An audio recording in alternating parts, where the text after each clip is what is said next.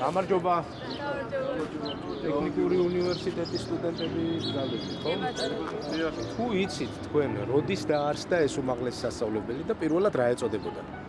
1922 და თავიდან ეწოდებოდა პოლიტექნიკური უნივერსიტეტი, ხო? თუ სწორად მახსოვს.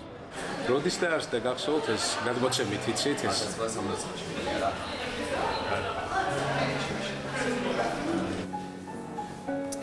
ინსტიტუტი. აბა ბიჭებო, თქვენ ხო არ გახსოვთ? პოლიტექნიკური ინსტიტუტი. პოლიტექნიკური უნივერსიტეტია. საქართველოს გეპეის, მაგრამ ყველა გეპეით. გეპეით პროიც. კიდე რას ეძახდნენ შემოკლებით რაღაც ეს ეძახდნენ? ეს თქვენც ეძახით ხოლმე? გეპეი ეწოდება. გეპეის ედა. თქვენც ეძახით?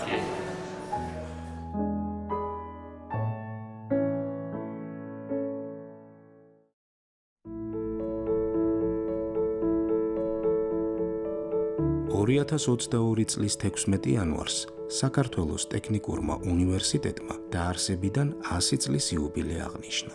100-წლოვანმა ქართულმა უმაღლესმა ტექნიკურმა სასწავლებელმა აღზარდა მრავალი თაობა, რომელმაც არაერთი მნიშვნელოვანი პროექტი განახორციელა, როგორც ქვეყნის შიგნით, ისე მის ფარგლებს გარეთ. ყველაფერი კი გასული საუკუნის გარიჟრაჟზე დაიწყო.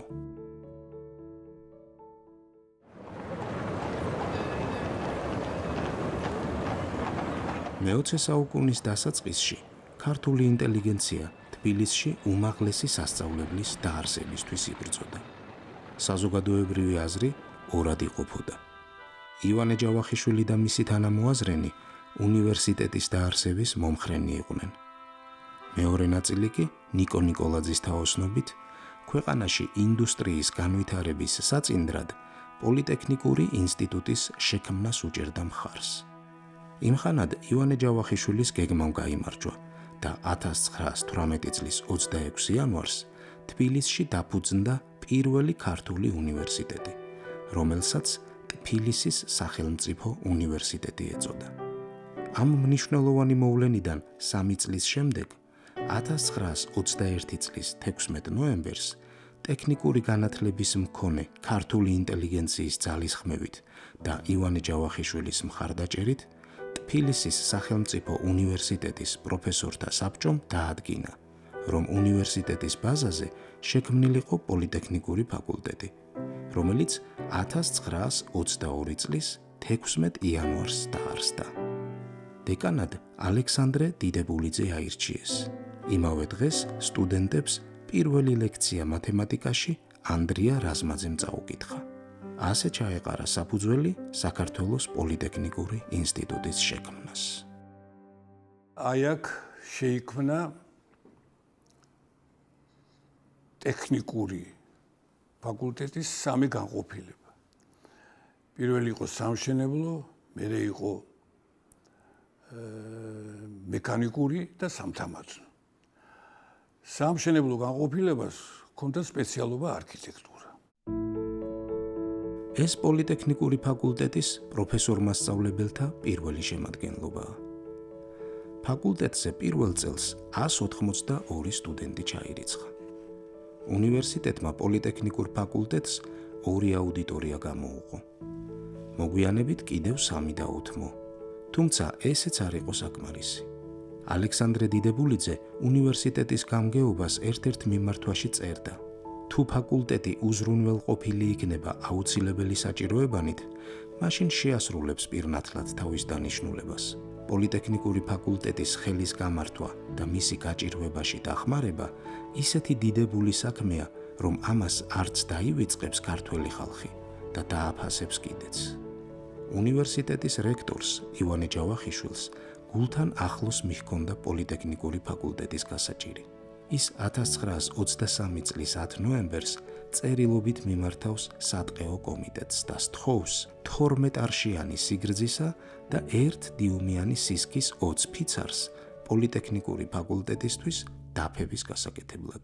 აი ეს დაფინანსება სახელმწიფოს მხრიდან იყო მიზერული, მინიმალური ცხადია და სახელმწიფო ძალიან გაღარიბებული იყო და აი ეს ჩემი მონაცემებით ასე იყო დიახ. იმიტომ რომ ცხადია იბრძოდნენ ესე იგი როგორც ივანე ჯავახიშვილი, რომელიც იყო უახლოესი მეგობარი პაპაჩემის, ესე იგი მე მაგალითად ერთი რამე შემიძლია გითხრათ, რომ როცა ივანე ჯავახიშვილი თბილისის სახელმწიფო უნივერსიტეტიდან გაანთავისუფლეს, მაშინ საერთოდ უსახსროდ დარჩა და პროფესორები აგროვებდნენ ფულს მისთვის და ეს ფული მიჰქონდათ ორ კაცს, იგი პაპაჩემს და ანდრია ბენაშვილს. სხვისგან ის ასეთ რამეს არ მიიღებდა ალბათ, ჩემი ესე იგი აზრით.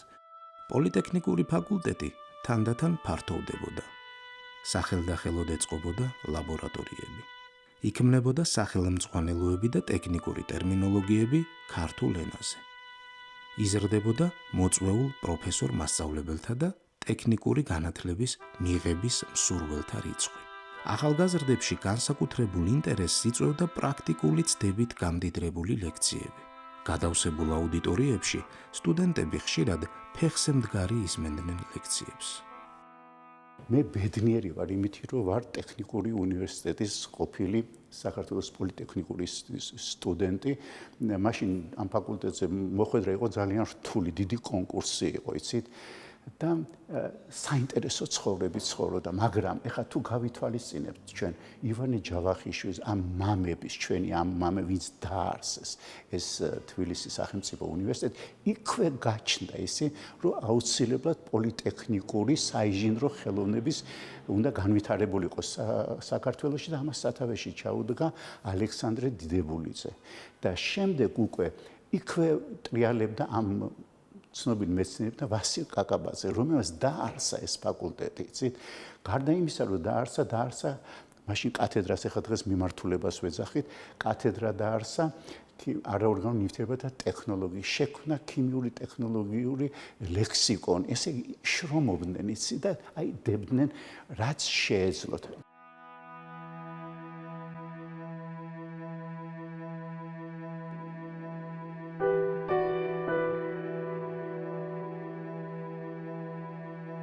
ჩვენ ამჟამად ვიმყოფებით ახლა პალეონტოლოგიის და გეოლოგიის მუზეუმში.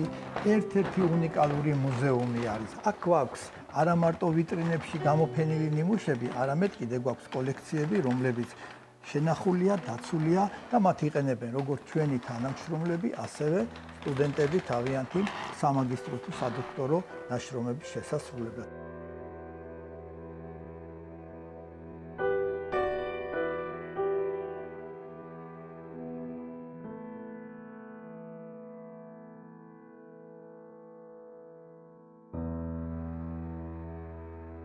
სამთო გეოლოგიური დარგი ერთ-ერთი უძველესი დარგი არის, რომელიც შეიქმნა თბილისის სახელმწიფო უნივერსიტეტში პოლიტექნიკური ფაკულტეტის ჩამოყალიბებისთანავე. 1922 წელს ჩამოყალიბდა მინერალოგიისა და პეტროგრაფიის კათედრა, როდესაც გამოჩენილი მეცნიერი ალექსანდრე თვალჭრელიძე მიიწვიეს პოლიტექნიკურ ფაკულტეტზე კრისტალოგრაფიის, მინერალოგიის, პეტროგრაფიის კურსის წასაკითხად და სწორედ ამ წელს დაიწყო ფაქტიურად გეოლოგიის სასწავლო პროცესის დაწყება ამჟამინდელ, ასე ვთქვათ, ტექნიკური უნივერსიტეტში, რაც არის. საერთოდ საქართველოში სამთო მეცნიერების და სამთო განათლების ფუძემდებელი გახდათ გამოჩენილი მეცნიერი და საზოგადო მოღვაწე პროფესორი, შემდგომში აკადემიკოსი გრიგოლ წულუკიძე. გრიგოლ წულუკიძეს გააჩნდა ევროპული განათლება, რომელიც მან მიიღო ავსტრიის ლეობენის უმაღლეს სამთო სასწავლებელში დაამთავრა. იგი 1913 წელს, შემდეგ ეკატერინოსლავის უმაღლესი სამთო სასწავლებელი დაამთავრა და ამის შემდეგ უკვე დაბრუნდა საქართველოში, ჩაუდგა სამთო მრეწველობას სათავეში და პარალელურად ზრუნავდა იმაზე, თუ როგორ განვითარებული იყო სამთო მეცნიერებები საქართველოში. 1928 წელს პოლიტექნიკური ფაკულტეტი დაამთავრა და დიპლომი აიღო 10 სტუდენტმა. მათ შორის 5 იყო ელექტრო, 3 სამთო და 2 მშენებელი ინჟინერი. ამ ფაქტით აღფრთოვანებული დოცენტი გიორგი წულუკიძე წერდა: მოხდა ის, რაც რამდენიმე წლის წინედ მხოლოდ საოცნებო საგანს წარმოადგენდა და თვით პოლიტექნიკური ფაკულტეტის გახსნის შემდეგაც ბევრს მეტად სათუო მისაღწევ საგნად მიაჩნდა. ყოფილ რუსეთის იმპერიის ეროვნულ უმცირესობათა შორის ჩვენ ვართ პირველნი მთელს საბჭოთა კავშირში, რომელთაც შევძელით კარგად მომზადებული ინჟინრების გამოშვება ჩვენივე მუშებისა და გლეხებისათვის გასაგებ მშობლიურ ენაზე. ეს ქვეყანა 100 წლის განმავლობაში დღეს უკვე და 70 წელი ხო ნამდვილად რკინის ფარდის პერიოდში არავინ არ ჩამოდიოდა ჩვენთან. ჩვენი კურსდამთავრებულების მიერ არის ყველა ეს ნაგებობა აშენებული, ეს დღესაც ვართ, ეს ჩვენი ფაბრიკები, ქარხნები, გზები, ჰიდროსადგურები, თბოსადგურები და საერთოდ ყველაფერი ინფრასტრუქტურა, სამოქალაქო მშენებლობა თავიდან ბოლომდე. რაც კი შენდებოდა. ამიტომ დიდი პატივი და ხილსევით მე მოვიგონებ მათ წასულებს, ეს უდიდეს მეცნიერებს და უდიდეს პატივს მივაგებ იმ ადამიანებს, რომლებიც დღეს მუშაობენ და მოღვაწეობენ ჩვენ უნივერსიტეტში, მართლაც მოღვაწეობენ. 1928 წლის ოქტომბერში კიდევ ერთი მნიშვნელოვანი ამბავი მოხდა. პოლიტექნიკური ფაკულტეტი უნივერსიტეტს გამოეყო. მას შეუერთდა 1917 წელს დაარსებული თბილისის რუსულენოვანი პოლიტექნიკური სასწავლებელიც და ჩამოყალიბდა დამოუკიდებელი ქართული პოლიტექნიკური ინსტიტუტი, რომელსაც საქართველოს პოლიტექნიკური ინსტიტუტი ეწოდა. პირველ რექტორად განათლების მაშინდელი სახალხო კომისარი დავით კანდელაკი დაინიშნა. მის მოადგილედ კი მათემატიკოსი ნიკო მუსხელიშვილი. პოლიტექნიკური ინსტიტუტის ძირითადი ნაწილი არსენალის მთაზე ამ შენობაში განთავსდა. საქართველოს პოლიტექნიკურ ინსტიტუტს რუსული აბრევიატურის მიხედვით GPI-ს ეძახდნენ. ამ სახელმა ისე დაიმკვიდრა თავი ქართულ საზოგადოებაში, რომ ძველი თუ ახალი თაობა დღევანდელ ტექნიკურ უნივერსიტეტს ხშირად ისევ GPI-ს სახელით მოიხსენიებს.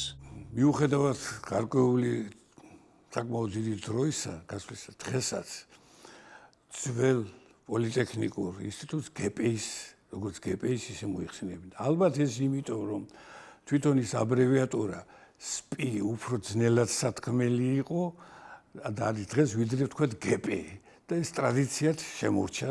ალბათ ეს არის ჩემი აზრით საფუძველი. ეს რუსული აბრევიატურა შერჩა და დღემდე აი მე გამიგონია სტუდენტი ეზოში, რომელიც აღარ სწავლობს GPI-ში, სწავლობს საქართველოს ტექნიკურ უნივერსიტეტში. GPI-ში ვარ, GPI-ში ეს იმდენად ინერციული აღმოჩნდა. სულ ვამბობ GPI-ს, იმიტომ რომ ჩემი პერიოდია, ჩემი სტუდენტობა, ჩვენი მამების და ჩვენი მამაჩემიც ტექნიკურ უნივერსიტეტში GPI-ში სწავლობდა. GPI-მ კიდე გამოიარა, ქვიოდა ხან ინდუსტრიული ინსტიტუტი, ხან ის ქვიოდა რაღაც გადაარქვევდნენ, გადაარქვევდნენ, გამოყოფდნენ, დაშლიდნენ, მაგრამ მაინც ძლავრობდა და მოდიოდა და სულ GPI და ახლა დარჩა ეს ბრენდი. ენერგეტიკის ფაკულტეტი დაიბადა, მოდი GPI-ს ვიხმარ რა. კი ბატონო. ხო, დაიბადა GPI-სთან ერთად. ეხლა აქ კათედრის გამგეებად მუშაობდნენ ისეთი კორიფეები, რომ ცოტა ძნელია, რომ აუღერებლად ილაპარაკო. მარტო ალექსანდრე დიდებულიძე რაზღის, როდესაც მან უნივერსიტეტში დეკანობას თავი დაანება და GPI-ში მოვიდა, წლების განმავლობაში თეორიული და ზოგადი ელექტროტექნიკის კათედრის გამგეებ, შემდგომ ბატონმა კოტიამ შეცვალა, შემდგომ აკადემიკოსმა მერაბიშვილმა მაბატიეთ შეცვალა. ისევე დაუშვა ზოგადი თბოტექნიკის კათედრა. პეტკევიჩი იყო უზარმაზარი მეცნიერი, რომელიც წლების განმავლობაში ამ კათედრას ხელმძღვანელობდა, შემდგომ იყო ბატონო ჩემო ხიდაშელი და ასე შემდგომ. აი წყლის გამოყენების ერთი სიახლეც. პროფესორმა ალექსანდრე დიდებულიძემ მის მიერ გამოგონებული ხელსაწყოს საშუალებით ხელოვნური დაწინების პირველიც დაჩაატარა. 4 ასეთი აგრეგატი ერთდროულად ცხადდა ერთ-ერთ ფართობს. პოლიტექნიკური ინსტიტუტის პროფესორ-მასწავლებლები სასწავლო პროცესის პარალელურად ახალი სისტემებისა და ხელსაწყო დანადგარების გამოგონებაზე მუშაობდნენ.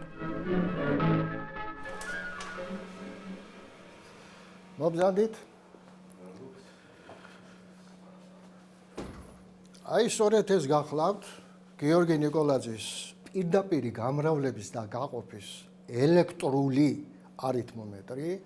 ელექტრონულს არ ვამბობ, იმიტომ რომ მაშინ ელექტრონიკა არ იყო. გიორგი ნიკოლაძემ ეს არითმომეტრი დააპატენტა 1928 წელს საფრანგეთში ყოფნის პერიოდში. გამოიყენა მისთვის უკვე როგორც მათემატიკოსისთვის ცნობილი ჟენაილი ლუკასის სათვლელი სახაზავები, რომელიც საშუალებას იძლევა, რომ სამრავლე პირდაპირ გამრავლდეს მომრავლის ერთ ციფრზე.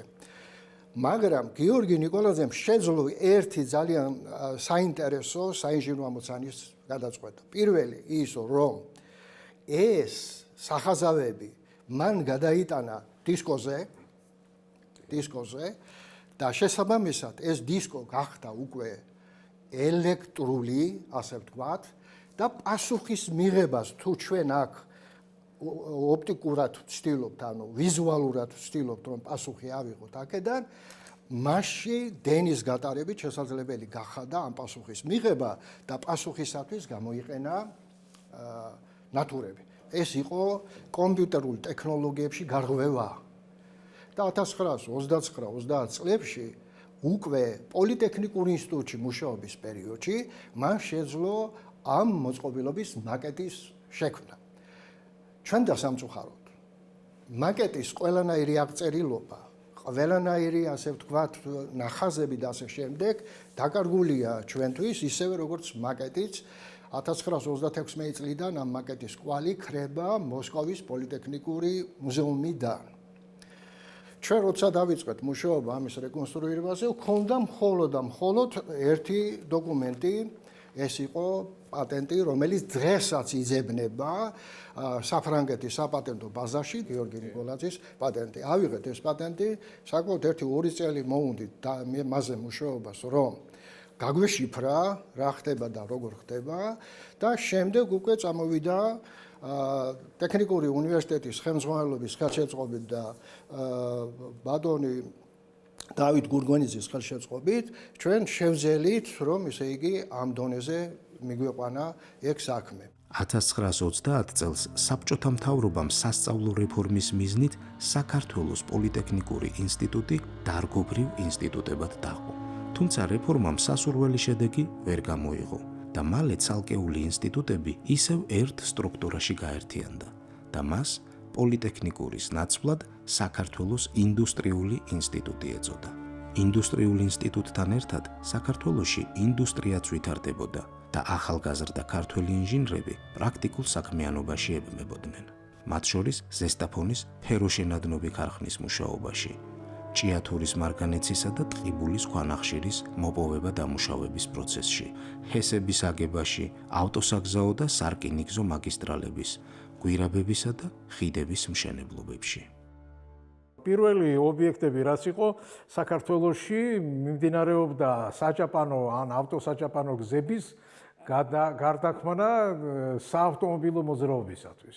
ამას მთელი რიგი სჭირდებოდა თქვა საგზაო სამოსის გაძლიერება, ტრასის ელემენტების შესვლა, ქანობების შეგრბილება,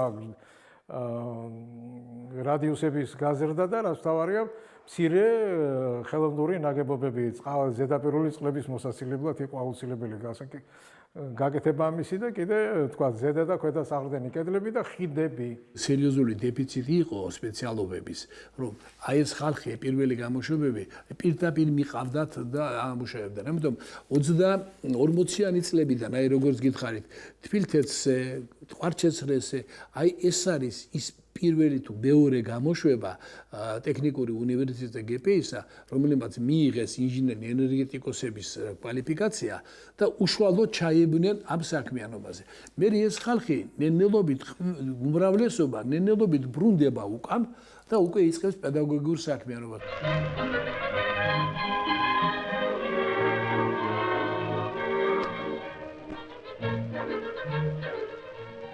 თბილისის ინდუსტრიალურმა ინსტიტუტმა ასაჩინო წარმატებები მოიპოვა სამხედრო ფიზკულტურულ სწავლებაში. ინსტიტუტის სტუდენტებმა საჩვენებელი ფიზკულტურული გამოსვით აღნიშნეს 1 მაისი. ამ დღეს ფიზკულტურელებმა გვიჩვენეს თავიანთი მიღწევები ტანვარჯიშში, თავისუფალ ვარჯიში, კრივში. ინდუსტრიული ინსტიტუტის სტუდენტები სასწავლო პროცესის პარალელურად ჩართული იყვნენ სპორტულ და კულტურულ აქტივობებში. სტუდენტთა და პროფესორ-მასწავლებელთა რაოდენობის ზრდასთან ერთად ახალი სასწავლო კორპუსების მშენებლობის საკითხი დადგა. ძველი გეგმის მიხედვით სასწავლო კორპუსები თბილისში საბურთალოს უბანში უნდა აშენებულიყო, თუმცა ამ პროექტის განხორციელება მეორე მსოფლიო ომმა შეაფერხა.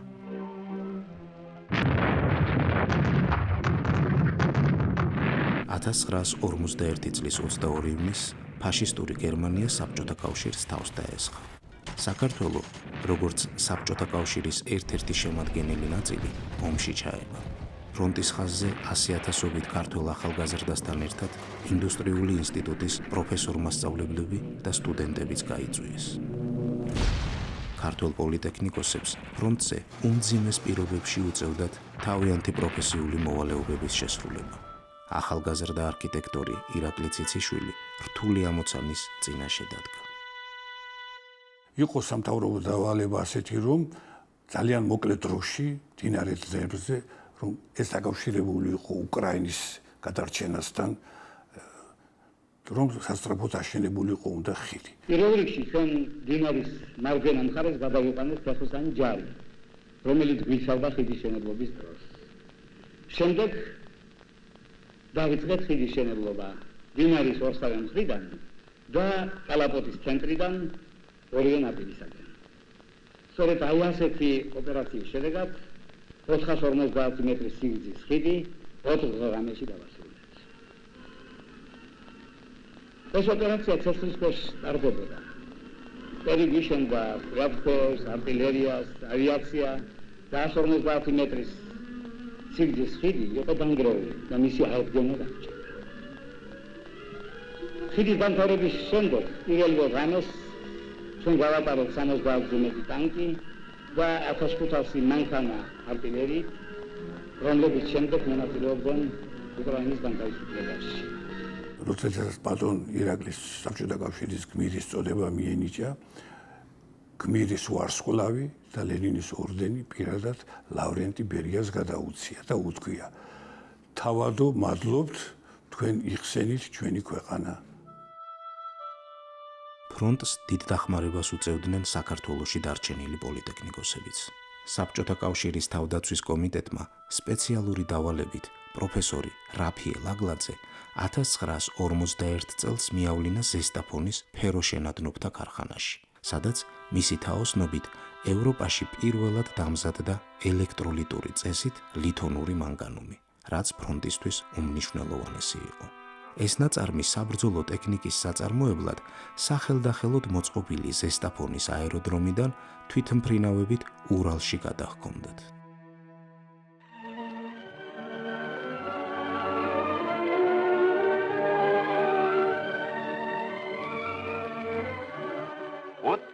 წლის წინათ თბილისში შეიქმნა საქართველოს პოლიტექნიკური ინსტიტუტი. პროფესორთა და მასწავლებელთა თათბირია ინსტიტუტის დირექტორის ამხანაგ ბოჯგუას კაბინეტში. 1947 წელს პოლიტექნიკური ფაკულტეტის დაარსებიდან 25 წლის თავზე ინდუსტრიულ ინსტიტუტს ისევ საქართველოს პოლიტექნიკური ინსტიტუტი ეწოდა. დიდ მეცნიერულ მუშაობას ეწევა ინსტიტუტის ლაბორატორია. ინსტიტუტმა ათასობით ახალგაზრდა სპეციალისტი მისცა ჩვენს ქვეყანას. სარგიდო ტრანსპორტის სპეციალისტების მომზადება საქართველოში დაიწყო 1931 წელს ამიერკავკასიის სარკინიგზო ტრანსპორტის ინჟინერთა ინსტიტუტში. შემდეგ გაგრძელდა თბილისის იგივე პროფილის ინსტიტუტში 1959 წლამდე, როდესაც მოხდა უკანასკნელის შერწყმა საქართველოს პოლიტექნიკურ ინსტიტუტთან. საბჭოთა კავშირში არსებობდა მხოლოდ ორი ელმარჩელებელი ქარხანა, მათ შორის ერთი იყო საქართველოში და საკმარისად წარმატებით ფუნქციონირებდა. საქართველოში გამოშვებული იქნა და შემდგომ დანერგილი კარიბიდისის მიერ ეგრეთ წოდებული ქართული ელმავალი, რომელიც შემდგომში გავრცელდა არა მარტო საბჭოთა კავშირის რესპუბლიკებში, არამედ ევროპის 13 ქვეყანაში. საავტომობილო ტრანსპორტის პირველი კადრა საქართველოში შეიქმნა 1940 წელს ფრანგი, გერმანელი და ქართველი მეცნიერების ერთობლივი მუშაობით იქმნებოდა ეგრეთ წოდებული ქართული სამთო ავტომობილი. რომლის მაკეტი წარმოდგენილი არის ჩვენს წინაშე და არ არის გამორიცხული, რომ ჩემზე დიდი ასაკისა იყოს ეს მაკეტი. ყველა შედეგი, რომელიც ამ კვლევების დროს იქნა მიღებული, გამოყენებული არის უკვე თანამედროვე ელექტრონული მართვის სისტემის მქონე როგორც სუბუქ, ასევე სატვირთო ავტომობილებზე. 1 სექტემბერი სტუდენტი ახალგაზრდობისათვის დაუვიწყარი დღე. ხადისიანად მიეშურებიან პროფესორ-მასწავლებლები და სტუდენტები საქართველოს კიროვის სახელობის პოლიტექნიკური ინსტიტუტისაკენ. გასული საუკუნის 50-იან წლებში ინტენსიურად მიმდინარეობდა პოლიტექნიკური ინსტიტუტის ახალი სასწავლო კორპუსების მშენებლობა. სტუდენტებს ჯერ კიდევ ძველ შენობებში უწევდათ სწავლა. 1962 წლისათვის სამშენებლო სამუშაოების ძირითადი ნაწილი დასრულდა და საქართველოს პოლიტექნიკურმა ინსტიტუტმა საბოლოოდ საბურთალოზე დაიდობინა. როდესაც მე ვაბარებდი მისაღებ გამოცდებს, მაშინ ახალი დამთავრებული იყო ეხლანდელი მესამე და მეოთხე კორპუსი. მესამე კორპუსში ვაბარებდი მე ყველა მისაღებ გამოცდას, ამ კორპუსს ეხლა ქვია სამთო გეოლოგიური კორპუსი. ეს არის 1955 წელი. შემდეგ სწავლა მე დავიწყე არსენალის მთაზე. და პარალელურად მაშადამე კიდევ იყო ორი კორპუსი, ერთი უშანგი ჭყეიძის ქუჩაზე, იქ ელექტროტექნიკას სწავლობდი და შესაბამის, ხოლო რაც შეეხება ქიმიას, იმას სწავლობდი მე მაშინდელი კამოს ქუჩაზე და მასწავლიდა ცნობილი რუსუდან ნიკოლაძე. აი მასწავლებელი იყო მაშინ ჩემი და აი იმ კორპუსში ვსწავლობდი. ამ დროს იქ სადაც არის ჩვენი პირველი კორპუსი ახლა, იყო TBJT, ესე იგი თბილისის რკინიგზის ტრანსპორტის ინსტიტუტი. ეს ინსტიტუტი დაიხურა და ეს კორპუსი გადმოეცა პოლიტექნიკურ ინსტიტუტს. და ამიტომ ჩვენი რექტორატი და ბიბლიოთეკა ყველაფერი მაგ შენობაში გადმოვიდა. შემდეგ აშენდა ადმინისტრაციული კორპუსი, დიდი ზარზეიმით გაიხსნა და მახსოვს ეს პროცესი ბიბლიოთეკის გადმოტანის, იმიტომ მივიღეთ მონაწილეობა ამაში თანამშრომლებმა.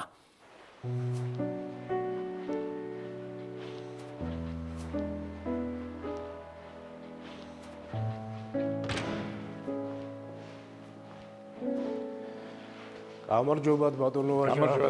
გესტუმრეთ თქვენს ბიბლიოთეკაში. მოგესალმებით, სასიამოვნოა ჩემთვის თქვენი გაცნობა და მოგზადება. რამდენ წელს ითვლის ეს ბიბლიოთეკა? ბიბლიოთეკა 100-ზე მეტი წლის გახლავთ. დაარსებულია 1917 წლის 6 მაისს გიორგობას და ეს თარიღი იყო ძალიან მნიშვნელოვანი მაშინაც და ეხლაც მნიშვნელოვანი თარიღი გახლავთ ჩვენთვის. შეიძლება რომ დავათვალიეროთ. მოგზანდით. რაც გითხარით, პირველი არის ეს, რომ შემოსასვლელი აქედან ქონდა ბიბლიოთეკას და ეს აღდგენილია და დაცულია ისტორიული, ესე ვთქვათ, ჭეშმარიტება. შემდეგი წიგნი ასევე არის შექმნილი ჩვენი პროფესორების მიერ ხელნაწერი გახლავთ.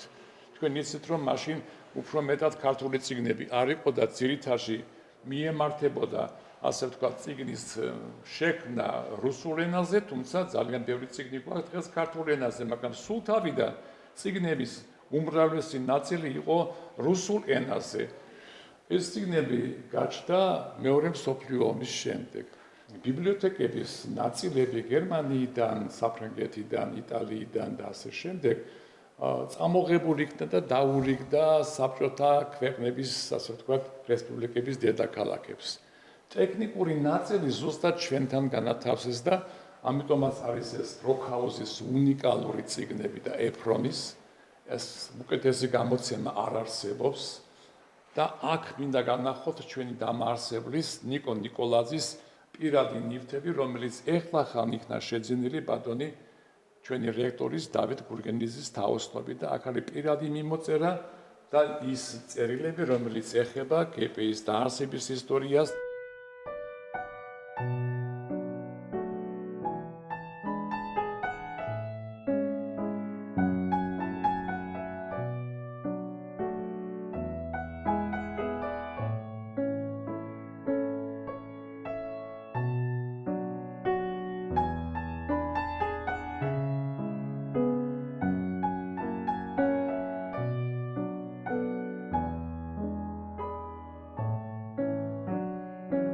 ბატონო ბესო, მინდა შემოგთავაზოთ კიდევ ერთი დარბაზი, რომელიც უნიკალური არის, არა მხოლოდ წიგნებით, არამედ თავისი ავეჯით. ეს არის ავეჯი დამზადებული მე-18 საუკუნეში და მე-19 საუკუნის დასაწყისში. მოგზანდით? თუ თქვენ გადახედავთ, ყველა მაგიდა, ყველა კიბე, რომელიც აქ შენარჩუნებული, ეს კიბე სპეციალურად შექმნილი არის ბიბლიოთეკისათვის. მიმდებარე კარადებში განლაგებულია სადღაც 2000-მდე უნიკალური წიგნი. ისეთი, რომელიც საქართველოში მარტო აქ ინახება და სხვაგან არსად. საიდან გაქვთ ეს ყველაფერი? ინვენტარი, წიგნები. ყოველთვის მირჩევნია ბაღში როცა მოგზანდებით ხილი მიირთვა და არა მებაღე იკითხოთ. ასე რომ იმავე გზების პირველი კორპუსიდან, მესამე კორპუსიდან, მთავრობის დახმარებით, კანცელარიის დახმარებით ყველაფერი ეს ასე მოვიდა ჩვენს ხელამდე და უკვე 40 წელი ამას ძალიან სათუთად ვინახავთ.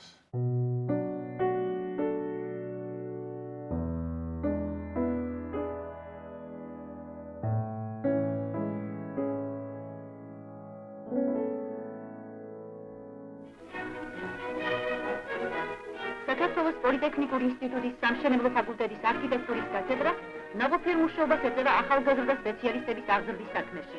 მთავარ დისციპლინას მომავალი ინჟინრებისათვის არქიტექტურული პროექტირება წარმოადგენს. საპროექტო დარბაზში კონსულტაციას ატარებს არქიტექტურის კათედრის გამგე მიხეილ შავიშვილი. მე ბედნიერი კაცი ვარ, რომ შეხება მქონდა, აი ცოცხალი შეხება მქონდა მიხაკო შავიშვილთან, გენიალურ არქიტექტორთან, გიორგი ლეჟავასთან, წელვალე მხატვართან და დიდ არქიტექტორთან. ალექსანდრე ნიკოლაიშვილი იყო ჩემი დიპლომის ხელმძღვანელი, პირველი ქართველი ურბანისტი, რომელმაც გერმანიაში დაამთავრა. ხედავთ რა კადრები იყო. შემდეგ წამოვიდა ახალი თაობა შოთა ყავლაშვილის, მელქაძის და სხვების და სხვების, ლადო მესხიშვილის და იმისა რომელიც მერე ჩაანაცვლა ჩემმა თაობა. სტუდენტები ეწვინენ პოლიტექნიკური ინსტიტუტის კურსდამთავრებულს ახალგაზრდა არქიტექტორს გრიგოლ გალდავას, რომლის პროექტის მიხედვით 5 საცხოვრებელი სახლი შემდება საბურთალოს რაიონში. ყველაფერი არის პოლიტექნიკური ინსტიტუტის მიერ შექმნილი, მიწის ზემოთ რაც არის და მიწის ქვემოთაც. და რატომღაც ჩვენ ძალიან გავერთეთ მუშაობითა და საქმეების კეთებით და ძალიან ცოტა ყურადღება ექცებოდა რას საკეთებს ეს სკოლა, რომ ხალხს ქონოდა წარმოდგენა მართლა რამხელა პოტენციალია და რამხელა საქმეები კეთდება. ჩვენი ფაკულტეტის კურსდამთავრებულები ეხლა მოგახსენებთ ბატონი არჩილ ქურდიანის დინამო სტადიონი, მაგალითად მნიშვნელოვანი ობიექტი ქალაქისთვის. შემდეგ მიხაკო შავიშვილის ცნობილი ობიექტი, ჩვენი უნივერსიტეტის ადმინისტრაციული კორპუსი. შემდეგ ბატონი ვანოჩხენკელის ფილარმონიის შენობა, უცა ბატონი ვიქტორ ჯორბენაძის რიტუალების სასახლე და სხვა მრავალი. ბატონი გიორგი ჩახავას ცნობილი ობიექტი, დღევანდელი საქართველოს ბანკის შენობა და მრავალი სხვა. ანუ ჩვენი კურსდამთავრებულები აქტიურად მოღვაწეობდნენ შემდგომში ჩვენს ქვეყანაში აი ამ სფეროში.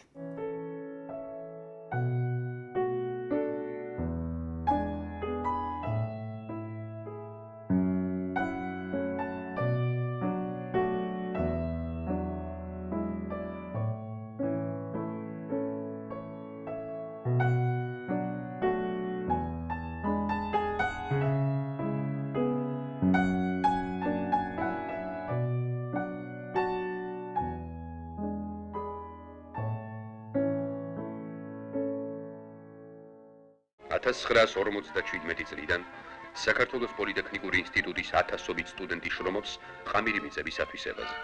მათი უმეტესობა თავდადებული შრომის მაგალითებს იძლეოდა. ხშირად ამბობენ, რა მოგცა გპ-მ. მე ესე ვცემ ხოლმე პასუხს. გპ-მ მომცა კარგი სამოქალაქო და სამხედრო განათლება. მეორე მასწავლა გპ-ლობა. აი გპ-ლობა კიდე სულ სხვა რაღაცა არის, და ამ გეპელობის მთავარი არსი ჩანდა, როდესაც ეგრეთ წოდებულ ყამირზე დავდიოდით. ეს ძალიან მნიშვნელოვანი ღონისძიება იყო, იმიტომ რომ სულ ახალგაზრდები ვიყავით მაშინ და 2000-3000 კილომეტრით რომ მოშორდებით დედაქალაქს და მშვიდობით წაიყვან და უშათ 1500-1600 კაცს და მე უკან დააბრუნებ, აი მაშინ ხდებოდა ეგრეთ წოდებული, ეხლა რომ მენეჯერობას ეძახიან და მენეჯერობის სწავლობა. მაშინ ჩვენ არ ვიცოდით სიტყვა მენეჯერი რა იყო, მაგრამ პრაქტიკულად ძალიან კარგად ვათავსებთ აი ამ საქმიანობას. ანუ კაცობა მასწავლა. რომ რისი უფლება გაქვს და რისი უფლება არა გაქვს. სმოლენსკის ოლქის ქალაქ როსლავში ორი მნიშვნელოვანი ობიექტის, ატომური სადგურისა და სამუხლუჭი აპარატურის ქარხნის მშენებლობაზე საქართველოს პოლიტექნიკური ინსტიტუტის 1600 სტუდენტი შრომობს. ყამირი მიწების ათვისების პარალელურად პოლიტექნიკურ ინსტიტუტში აღზრდილმა ქართველმა ინჟინრებმა საზღვარგარეთის ქვეყნებშიც დაიწყეს დიდი პროექტების განხორციელება. ჩვენი ინჟინრები მუშაობდნენ არა მარტო საქართველოში, მსოფლიოს ყველა წერტილში პრაქტიკულად, აი ეგვიპტეში, ირანში, თურქეთში, აი მაგალითად ასოანის კაშხალი, რომელიც იყო ერთ-ერთი უნიკალური ეგვიპტეში, იქ ძალიან ბევრი ქართველი მუშაობდა.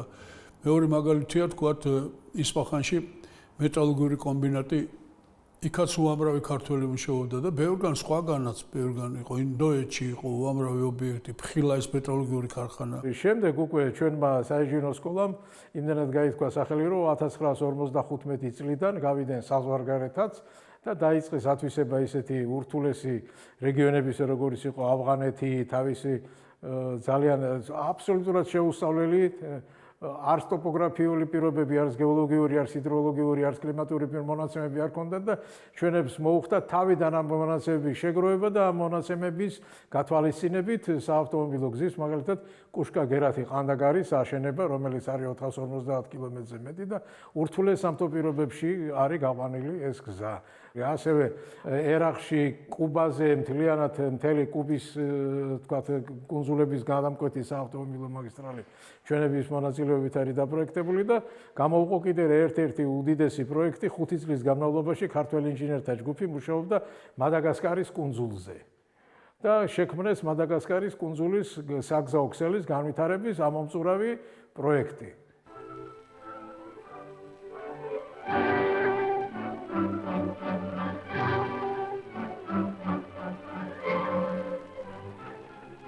შეცვლის მიაღვარივით მოდის ქართული პოლადი. დიდი წვლილი შეიტანეს პოლიტექნიკური ინსტიტუტის კურსდამთავრებულებმა რუსთავის მეტალურგიული ქარხნის მშენებლობაში.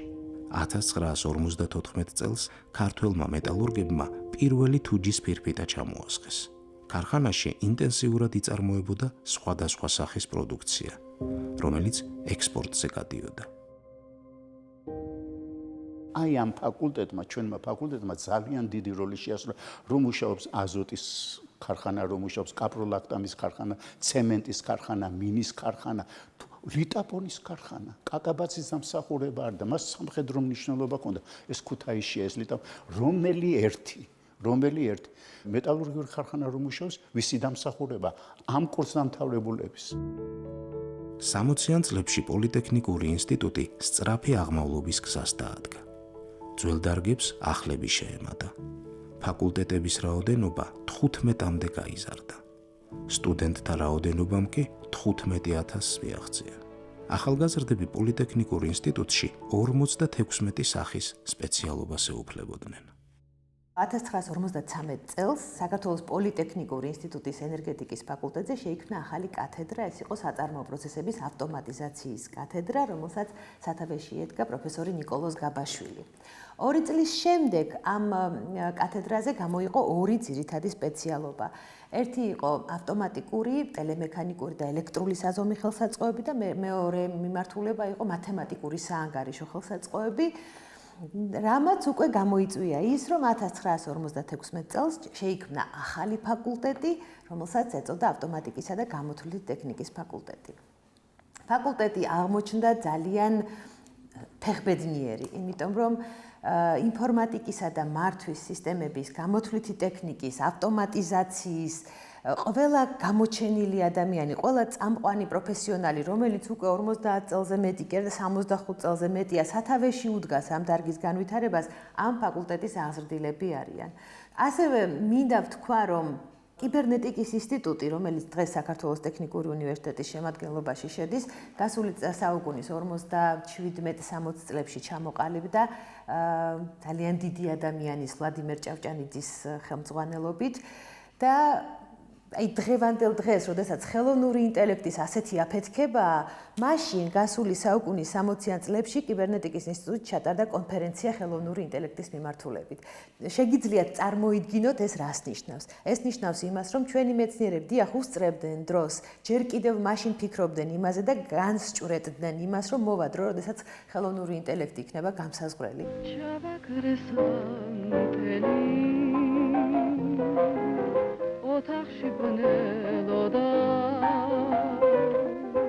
პოლიტექნიკურ ინსტიტუტში კულტურული ცხოვრება დუხდა. გპ-ის სცენაზე არაერთმა ცნობილმა ქართველმა მომღერალმა აიდგა ფეხი. ნანი ბრეგვაძე ჩვენთან დაიწყო სიმღერა. კვარტეტი ცნობილი. გურამ ბზვანელი, შოთა ხარაბაძე, თამას ცინცაძე, გურამ ბაკურაძე. ესენი ჩვენი სტუდენტები იყო სულ ყველა. მოსკოვია, უტოლია, შენი ფერი უთხოვია. ასეთერა, არასოდეს უთხოვია. ჩანო ბაგრატიონი შვილი, ჩანო ბაგრატიონი. პირველი ვაჟთა ტრიო საქართველოში. შეიქმნა ჩვენთან პოლიტექნიკურ ინსტიტუტში ჯემალ სოხიშვილი, მერაბ მახარაძე, ივიკო საყვარელიძე. ცისფერი ტრიო, ტრიო სიმი, ტრიო თბილისის, გავიდა ეს ყველაფერი და ჯილდა დათუაშვილი. ცხონებული სრულიად ახალგაზრდა გარდაიცვალა. ამ პატარა წლიპა გოგოს ისეთი ხმა ჰქონდა, აი წარმოუდგენელი რამ იყო. შემდეგ 57 წელს 1957 წელს მოსკოვში ჩატარდა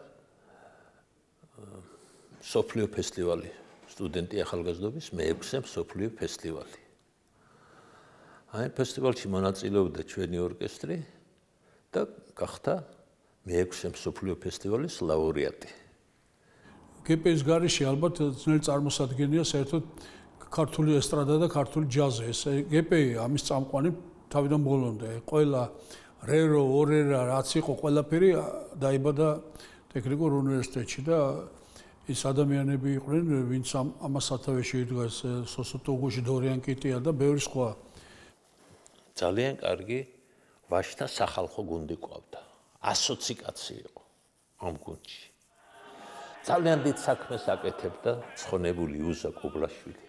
რამდენ სასწაულას სიმღერა აი ვერ ჩამოთვლით რა.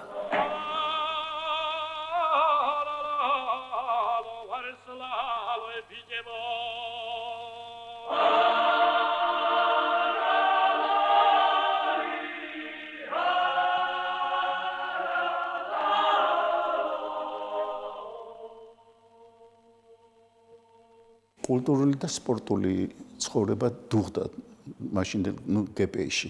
აი თუნდაც აი აქვე არის ამ ჩვენ ფაკულტეტზე არის თეატრი, სანცნობილი ადამიანები მოღვაწეობდნენ აქ. მე პირველ კურსელი ვიყავი და პირველად რო შევედი ხა და ჯილდა დათუაშვილი ესეც შესანიშნავი მომღერალი, ჩვენი სტუდენტი იყო, ქიმიკოსი სპეციალობი და იქ მღეროდა. მე ვიღაცები გამოდიოდნენ ლექსებს ამბობდნენ. ხა ვინც ლექს ამბობდა, დედათ არ შემშურებია, მაგრამ თვითონ ამ სცენაზე ბევრი სხვადასხვა დროს ძალიან საინტერესო ამბები ხდებოდა. და გადის დრო და იდგმება ჩემი პიესა, ერთი, მეორე და ამ სცენაზე მეც ავედი და მეც დამიკრე სტაჟი. აი ის რეზო, რომელიც იყო 18 წლის და იქ იჯდა და ასე თვალებ გაბწყინებული უყურებდა იმას, ესე იგი ცხოვრება მშვენიერია. ძალიან ძლიერი იყო თვითონ სპორტის კათედრა. საქართველოში რაგბი გპ-იმ შემოიტანა გივიმრელაშვილმა. ფრენბურთის გუნდი ყავდა, ფეხბურთის გუნდი ყავდა ჩვენი. ერთადერთი უმაღლესი სკოლა იყო, რომელსაც ორი გუნდი ყავდა საბჭოთა კავშირის პირველობაზე. ქალთა კალათბურთი და ვაჟების კალათბურთი უმაღლეს ლიგაში გამოდიოდა ჩვენი ორთავე გუნდი.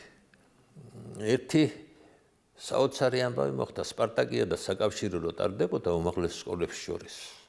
როგორც წესი, ყოველთვის იმარჯვებდა მაპროფილებელი ინსტიტუტები. ძალიან ძლიერი სპორტული განხრით ლესგავთის ინსტიტუტი იყო კი ლენინგრადში, ურალის სპორტული ინსტიტუტი. მაგრამ 82 წელს საერთო ჩათვლაში პირველ ადგილზე გავიდა საქართველოს პოლიტექნიკური ინსტიტუტი.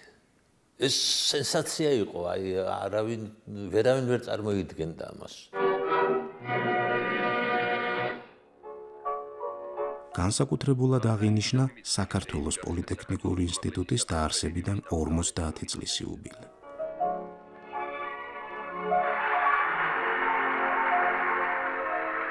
საქართველოს პოლიტექნიკური ინსტიტუტის მიერ განმილ სახელოვან ნახევარსაუკუნოვან გზაზე დამსწრეთ მოუთხრო ინსტიტუტის რექტორმა პროფესორმა იოსებ ბუაჩიძემ. ქართველმა ინჟინრებმა ნახევარსაუკუნოვან პოლიტექნიკურ ინსტიტუტს ახალი პროექტი მიუძღვნეს, რომელმაც მოგვიანებით საერთაშორისო აღიარება მოიპოვა. აი ამას მიუძღვენი ჩვენ ვიდეო აპარატი, ეს ძალიან წარმტაცი იყო იმ დროს. აი ამ პასპორტის უკანა გვერდზე უკვე მოქმედებაში ეს აპარატი და ცხადია მისი ტექნიკური მონაცემებია მოცემული და სახელად ქვია GPI 50. აი ყოველივე ამას მოყვა განსაკუთრებული, ასე ვთქვათ, ინტერესი. ჩვენ 1991 წელს შევძელით პირველად მასშადამე ყოველ შემთხვევაში საბჭოთა კავშირში პირველად შევქმნით თბილისში ვიდეო სატელეფონო ქსელი ტელეფონების ხაზის მეშვეობით. ერთი აპარატი დავდგით აკადემიის შენობაში რუსთაველის მოედანზე, მეორე სპორტის სასახლესთან მათემატიკის ინსტიტუტში, მესამე მაღალი ენერგიების ინსტიტუტი და ცხადია ჩვენთან აქ. და ამ ქსელმა იმუშავა. აი ეს ყველაფერი იბეჭდებოდა ჟურნალებში, ამერიკის შეერთებული შტატების, ევროპის, საბჭოთა კავშირის 14 დასახელების ჟურნალი გვაქვს ჩვენ ამდენად, ეს საკმაოდ გახმაურებული პროცესი იყო.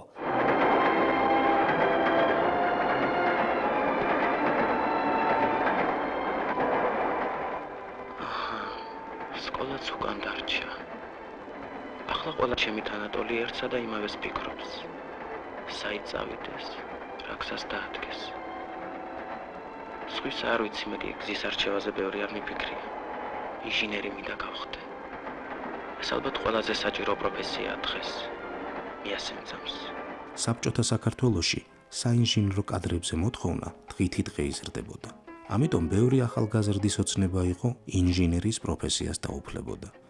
სხვადასხვა რეგიონებიდან დედაქალაქისკენ მოემართებოდნენ აბიტურიენტები პოლიტექნიკურ ინსტიტუტში მისაღები გამოცდების ჩასაბარებლად. კონკურსი დიდი იყო. შესაბამისად, გამოცდების წარმატებით ჩაბარების შემთხვევაში დიდი იყო სიხარულიც. იყო იმედგაცრუებაც, კამათიც, ცრემლიც.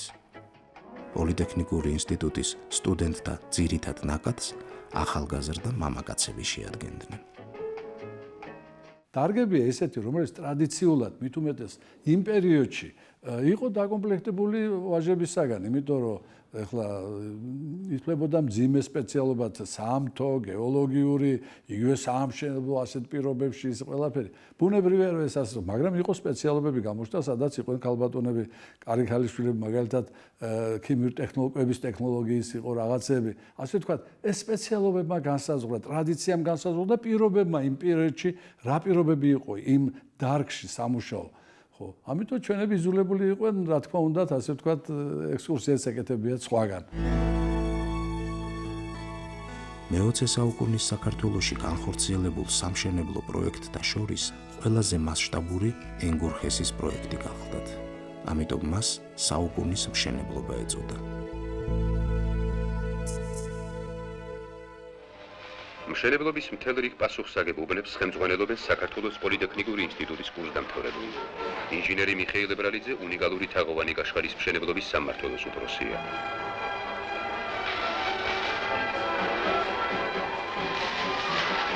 ხოლო მიხეილ ცისკარიშვილი კი ენგურჰესის მშენებლობის უფროსი.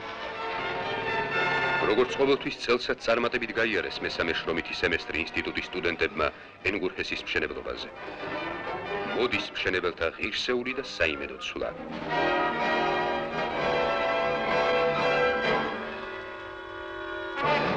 ენგური ეს არის ჩვენი ღერძი, ენერგეტიკის ღერძი. ენგურმა განაპირობა ის, რომ საქართველოში შეიქმნა ძალიან დიდი ენერგეტიკული მეცნიერება. ენერგურის პროექტირებაში დაახლოებით 33 კვლევით სამეცნიერო-კვლევით ინსტიტუტი მონაწილეობდა. აი ენერგეტიკის ინსტიტუტი რომ იყო ჩვენი ტექნიკური უნივერსიტეტის მეორე მხარეს, მთლიანად ენგურის ბაზაზე იქნა შექმნილი. ანუ ენერგეტიკული მეცნიერება საფუძველი ჩაუყარა ენგურის მშენებლობა. გასული საუკუნის 80-იანი წლების დასაწყისში საქართველოს პოლიტექნიკური ინსტიტუტი კიდევ ერთი გამოწვევის წინაშე დადგა. იმხანად მსოფლიოში ორ უძლიერეს სახელმწიფოს ამერიკის შეერთებულ შტატებსა და საბჭოთა კავშირს შორის დაპირისპირებამ ხმელეთიდან კოსმოსში გადაინაცვლა. ამ ეგრეთ წოდებულ ვარსკვლავურ ომებში ჩართული აღმოჩნდა პოლიტექნიკური ინსტიტუტის სტუდენტთა საკონსტრუქტორო ბიურო და მისი ხელმძღვანელი ელგუჯა მეძმარიაშვილი. იმ პერიოდში უკვე როგორც აღმოჩნდა იარაღი გადადიოდა კოსმოსში. ამერიკის შეერთებული შტატები და საბჭოთა კავშირი ერთმანეთს ეჯიბრებოდნენ, ვინ უფრო დროზე შექმნიდა ბალისტიკური რაკეტების სტარტის ადრეული აღმოჩენის სისტემას. ეს მეტად სერიოზული სისტემაა დღესაც კოსმოსური და მით უმეტეს მაშინ. საბჭოთა კავშირს უკვე დაწყებული ქონია ჩემამდეც ორ სამინისტროსთან ერთდროულად პარალელური შეკვეთები, მაგრამ როგორც ჩანს შედეგი არ ჩანდა. საბჭოთა კავშირის თავდაცვის სამინისტრომ ელგუჯა მეძმარიაშვილსა და მის ჯგუფს, რომლებიც უკვე მუშაობდნენ გასაშლელ კონსტრუქციებს, საგანგებოდ დაავალა კოსმოსური რეფლექტორის შექმნა.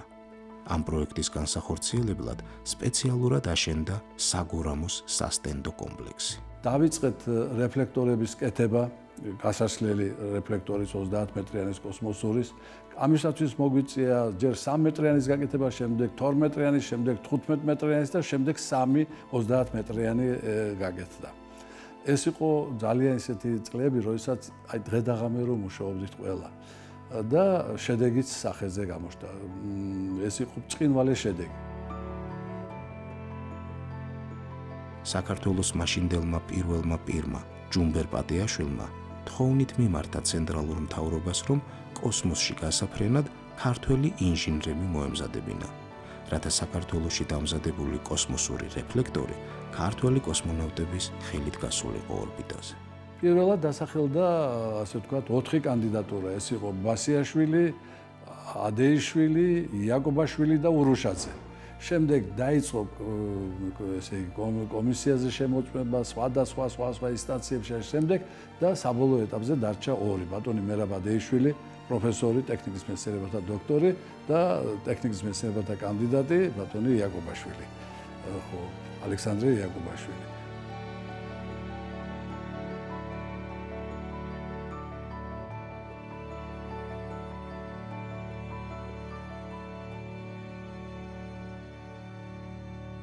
ამის შესახებ სხვათაშორის ყველაზე პირველმა მითხრა ჯუმბერ პატიაშვილის დაცვის უფროსმა ვახტანგ ქუდათელაძე იყო მაშინ შემდგომში უშიშროების მინისტრი, ჩემი მეგობარია უახლოესი და მოვიდა სახლში და შენთან სერიოზული საქმე მაქვს ამერიკა ტელეფონით.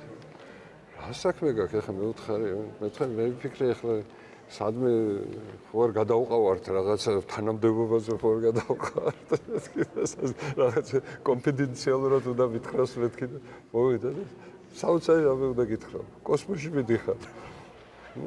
ეხლა ჩემს გაოცებას რა თქმა უნდა საზღვარი არ ქონდა, ოჯახში შიშნარევი პანიკა რა კოსმოსი ჯერ ხუმრობით იქნა ეს მიღებული, მაგრამ რა ხუმრობა, რის ხუმრობა და მოკლედ აი აქედან დაიწყო ეს ამბები. დაახლოებით ეს ყველაფერი იგეგმებოდა 99 წლის ბოლოს, 90 წლის დასაწყისში თვითონ კონსტრუქციის გაშვებას და შესაბამისი კოსმონავტის გაშვებას, მაგრამ მე მოხდა ის, რაც მოხდა, დაიშალა საბჭოთა კავშირი და დაიშალა ის გეგმებიც შესაბამისად, ასე რომ ეს იგი შესაძლოა იყო, რომ ისტორიაში შესულიყავით როგორც პირველი კოსმონავტი ქართველი. იყო ეს შანსი და სხვათა შორის შემდგომ შევარდნაძე როდესაც ჩამოვიდა საქართველოში და ტრანსპორტის მინისტრად ნიშნავდა, ხუმრობით მითხრა, იმას ხუმრობა არ ეშლებოდა, რა თქმა უნდა და კოსმოსში ვერ გაგიშვით და ტრანსპორტში გიშვით.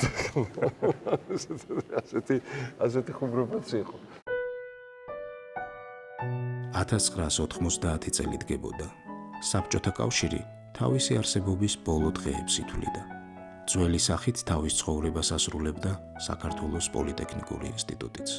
წინ კი დიდი გარდაქმნებისა და ახალი გამოწვევების ეპოქა იწყებოდა.